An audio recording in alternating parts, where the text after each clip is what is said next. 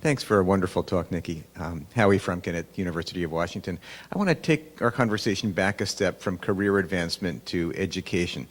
I was struck when you talked about your formative experiences, either in poor housing in Hartford or in the clinic. You didn't once mention as inspirational a classroom that you sat in or a PowerPoint presentation that somebody showed you. It's kind of it raises the possibility that the way we're training students these days and have for years doesn't exactly produce the kinds of outcomes that we want. We know that inspiration doesn't come from the teaching we do. Then you talked about some habits of thinking that we need to inculcate students with. You talked about systems thinking, which we typically don't teach.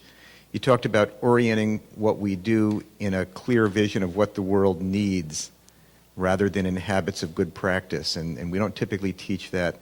So here's the question. You go back to Washington today and you find out that your job's changed and you're now Assistant Secretary for Health Professional Education. What would you do? How would you blow up our educational system? Can I have that job, please? What a great question. What a great framing and addition of clarity to my remarks. So thanks, Howie. I guess if I think about my own experience, it is true I cannot point to a classroom or a PowerPoint, but I will quote my old friend and colleague and mentor John Eisenberg, who used to say, if you see a turtle on a fence post, you know it didn't get there by itself. And I think many of us are here because once upon a time we got stuck on a fence post somewhere. And so I don't think we pay very much attention to what mentoring is, how to be a good mentor.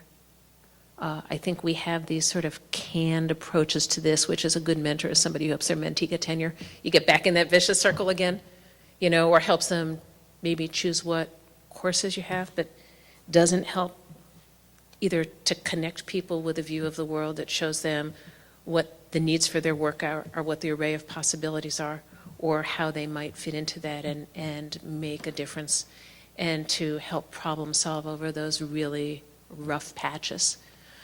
I do think more and more that experiential learning is really critical. The challenge I've seen most of the time when I look at what happens with experiential learning is that we haven't figured out how to do it yet, while at the same time really successfully helping people understand the basics and the good habits and the good practice. And that's where I think we need to continue to find that balance in our educational paradigms. I think that it is doable. It's probably a lot harder. I don't think it lends itself well to great classrooms, but I know my own experience trying to transform primary care education in prior lives. The problem was always that the students were way ahead of the professors. And you had to sort of grow this cadre of professors. And by the time you did that, the students were somewhere else entirely.